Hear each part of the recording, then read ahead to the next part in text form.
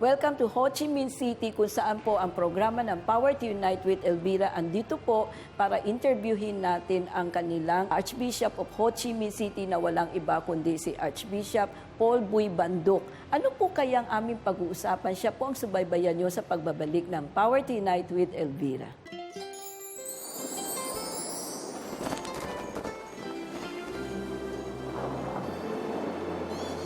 May maganda daw po kayong balita. May biyayang darating sa atin. Hinirang ang ating bayan.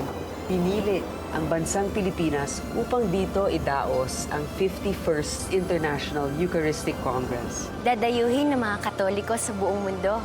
Magkita-kita tayo sa Cebu sa January 2016. Sa selebrasyon na ito, maghahari ang pagmamahal sa isa't isa dahil tayo ay pamilya ng Diyos at Siya ang ating Ama. Saksihan natin ang real presence ni Jesus sa Eucharist. Yan ang misa ng mundo. Pinakamalaking pagsasama ng mga mananampalataya. Pagtulong-tulungan natin para may sakatuparan. Mula sa ating munting kakayahan, may handog natin ang pinakamalaking selebrasyon ng banal na Eucharistia. Sa kapangyarihan ng mamamayang Pilipino, kaya natin ito. Isang pamilya sa ilalim ng isang Diyos.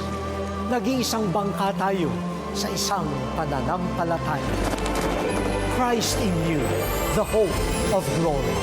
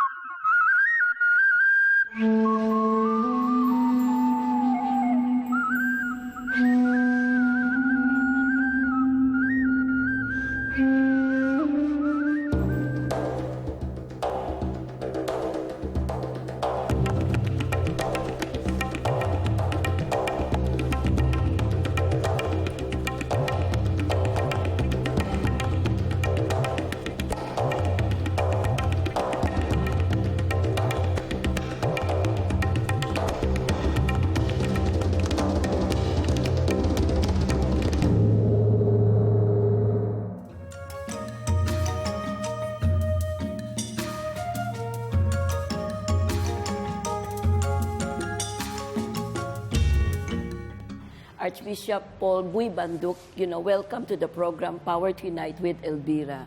It's really an honor on our part coming all the way from the Philippines to be able, to pay you a visit at the same time to interview you about the Vietnamese faith, because we heard now it's very open after a certain period of, let's call it darkness of persecution.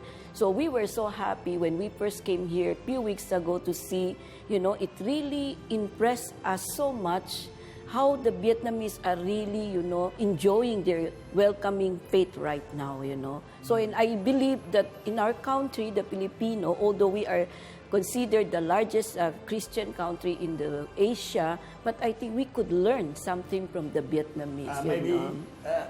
And I hope, that our interview will serve as an inspiration, especially to the youth all over the world, And so, Archbishop, one thing that I would like to learn from you is, because we know you have been under communist regime for a certain period of time.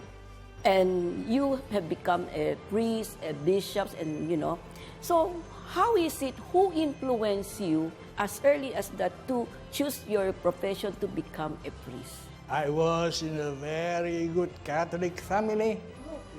My mother was a very good woman. She was in the Legio Maria. Yes, she worked a very long time, maybe I think 40 years for the Legion of Mary. Okay. Yes, as I was in my diocese, Dalat diocese. I don't know if you know, Dalat is in the mountain, far from here, about 300 kilometers from here. Very beautiful place. It was my diocese. Okay. I was born there, and I was educated by the family, by the priest, and then I was educated in Ho Chi Minh City in the minor seminary. And so I grew up. I was in Rome for theology and then philosophy, theology, and I was back. I was ordained priest, and then bishop, and now Archbishop of Ho Chi Minh City. We were six, my mother, because my father was dead a very long time ago, 1948, when I was young, only 3 years old. So your mother brought you up all alone? Yes, with my four sisters. I have four sisters. I am the only male in the family. Yeah. Only a man. The only boy, the only boy in the family, and you choose to become a priest. Yeah. So isn't it your I'm mom? the last. The youngest? Yes, the youngest. Okay. So your mother must be a very strong woman, I think so. because you said your father died when you were still very Yes, young, right? yeah. And then you're the only boy, and then you only choose boy. to become a priest. You know, how did your mother accepted that? Oh, she accepted us easily. Easily. Yeah. So it's because she of got her it. faith. Yeah. So she allowed herself, to accept that it's your fate to become a priest. And then, is there any calling that you feel why you choose to become a priest? I went often to the church. I was listening to the priest. Okay. They preached the gospel, and some of them preached very well. So I was influenced also by Were you the active? parish. So were you a choir member, or did you join any activity in the parish before for you? Oh, no. to I was feel- very young. Very young. I was in the minor seminary here, only 12 years old, so very young. Okay. So when you were in the minor seminary, that's already, you really think and accept this is your decision to really become a priest, because it's already all the way already until you become a bishop. Why, I was very young. You feel, this is your vocation. You really want to serve the Lord, right? So you fell in love with Him. And you never regretted any moment until now. No. The more you fell in love, right? So, because we remember during the Vietnam War, so the church was a little bit persecuted. How is it at that time in your situation? In the South, until 75, we were not under the communist regime, only after 75. In the beginning, it was difficult for the church. Okay. But slowly, the situation is improved. So I know we are okay. We have a good relationship, the church, good relation with the government. I am for the dialogue, like the Pope Francis, always dialogue. I am for the openness, because our God is very open.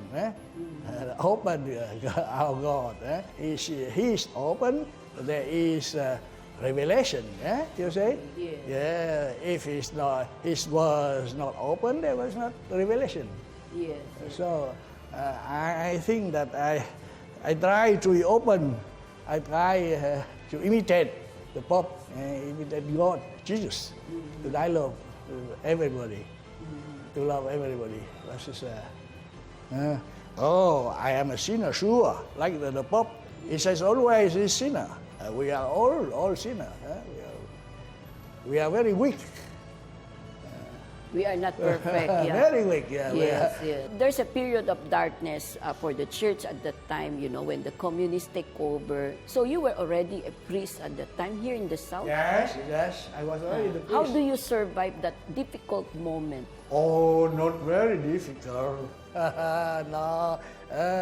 The communists after 75 is very different. It's not like in North Korea or in China. No, very different. The church here and the communist regime here is very different. So the relationship was a little bit better because according to you, Archbishop Paul, you are after dialogue, open communication. And I think that helps a lot for the government to understand. Yes. Also my predecessor, the Cardinal, and the predecessor of the Cardinal, Archbishop, Paul too, his name is Paul Minh of his diocese. He was already, all the bishops of this archdiocese are for dialogue. So I think the situation here in Ho Chi Minh City, in the south, Vietnam, is better, much better than in the north. I think so. Ah, that's But nice now to it's hear. in the north also. There, I think that Started to open up. Oh yeah, yes. Thanks to you, all your hardworking, effort to be Yes, able yes, to yes. tell the government that, the church is not a threat to them, but rather it's really allowing the people to express their faith. I think that's a beautiful gift that the government can give to the church, right? The secularization It's also in the formation, yeah, is very strong. It's very So strong now. you have to work very hard. Okay. I have many priests, like my secretary. They are very good, but we have to form the new generation